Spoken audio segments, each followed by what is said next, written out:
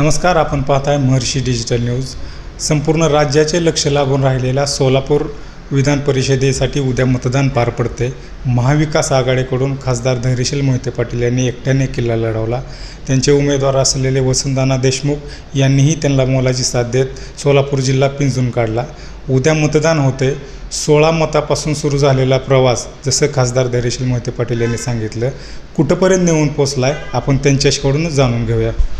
सोलापूर विधान परिषदेमध्ये या ठिकाणी आमचा प्रवास हा 16 मतापासून सुरू झाला. सत्ताधारी पक्षाने सांगितलं होतं की महाविकास आघाडीकडे फक्त 16 मतं आहेत.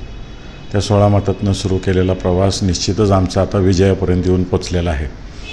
आणि मला खात्री आहे की आमचा उमेदवार निवडून आल्याशिवाय राहणार नाही.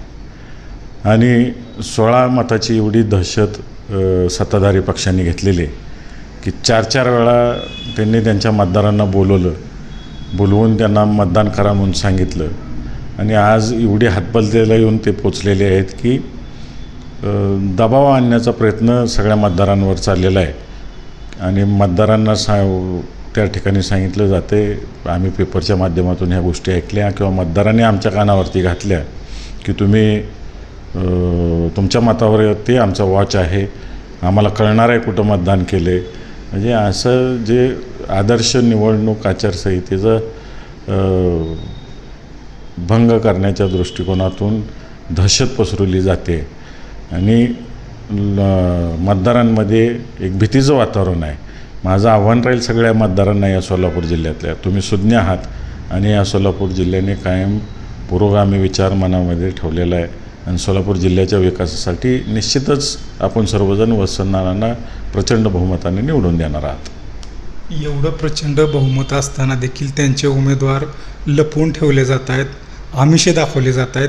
काय वाटतं यावर?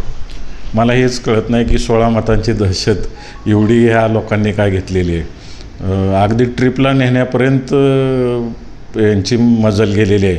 म्हणजे 16 मतांना एवढं का घाबरायला लागलेत हे मला समजत नाही. उद्या मतदान होते. या संपूर्ण महाविकास आघाडीचं आपण नेतृत्व केलं.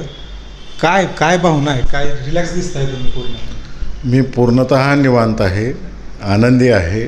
मला जो रिस्पॉन्स मिळतो आहे त्याच्यावरनं मी अत्यंत निश्चिंत आहे.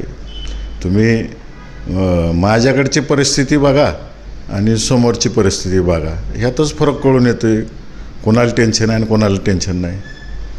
दरम्यान तुम्ही संपूर्ण जिल्हा पिंजून काढला, मतदारांशी चर्चा केली. एकंदरीतच काय मतदारांच्या भावना तुम्हाला ऐकायला मिळाल्या? मतदारांच्या कशा प्रतिक्रिया तुम्हाला ऐकायला मिळाल्या? मतदारांना ज्या वेळेस मी भेटलो त्या ठिकाणी प्रत्येक मतदारांनी मला एवढंच सांगितलं की आम्हाला लोकांनी निवडून दिलेलं आहे, लोकांमधून आम्ही निवडून गेलेलो आहे. आणि ज्या संस्थेवर आम्ही काम करतो, मग जिल्हा परिषद असेल, नगरपालिका असेल किंवा महानगरपालिका असेल, त्यांना जे संविधानी अधिकार दिलेले आहेत त्या अधिकाराचा वापरच करता येत नाही, अशा पद्धतीची दहशत त्या ठिकाणी निर्माण केलेलं आहे. निधी, त्यांचा विकास निधी असेल, त्यांच्या हक्काने वाटला जाणारा विकास निधी असेल, त्यालासुद्धा शिफारशी द्याव्या लागतात. आणि शिफारशीलासुद्धा त्या ठिकाणी टक्केवारी द्यावी लागते. आणि काही सदस्यांनी त्यावर सांगितलं की आम्ही निवडून आल्यापासून 1 रुपया निधीसुद्धा मिळाला नाही. मोठ्या प्रमाणावरती भेदभाव केला जातो. हे दहशतीचं राजकारण या जिल्ह्यामध्ये कधी नव्हतं, ते झालेलं आहे. आणि त्याचाच राग उद्या मतदानातून व्यक्त होणार आहे.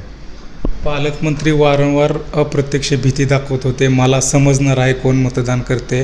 ही नेमकी प्रक्रिया कशी असणार आहे? मतदार कोण कोणाला करते हे समजणार आहे का ॲक्च्युली?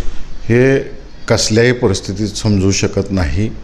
आणि मतपत्रिका ही गोपनीय असते, ही गोपनीय मतदान आहे. या ठिकाणी कोणत्याही पक्षाचा, मग ते महाविकास आघाडी असो नाही तर महायुती असो, कुठल्याही पक्षाचा व्हीप ह्याला लागू होत नाही. आणि कुठलीही मतपत्रिका ओळखली जाऊ शकत नाही. याबाबतीत आपल्या जिल्ह्याचे कलेक्टर साहेबांनी स्पष्ट एक व्हिडिओ तयार करून सगळीकडे प्रसिद्ध केलेला आहे. यामध्ये आपल्याला दिसून येतं की कलेक्टर साहेबांनी सांगितलेलं आहे की कोणालाही मतदान ओळखू येणार नाही, कसलेही नंबर कुठं डिस्क्लोज होणार नाहीत. ही एक माइंड गेम खेळतायत.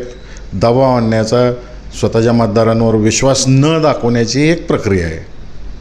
साहेब, शेवटचा प्रश्न. 22 तारखेला गुलाल उधळायची तयारी निश्चितच वसंत नाना हे विजय होणार आहेत आणि आम्हीच गुलाल उधळणार आहे.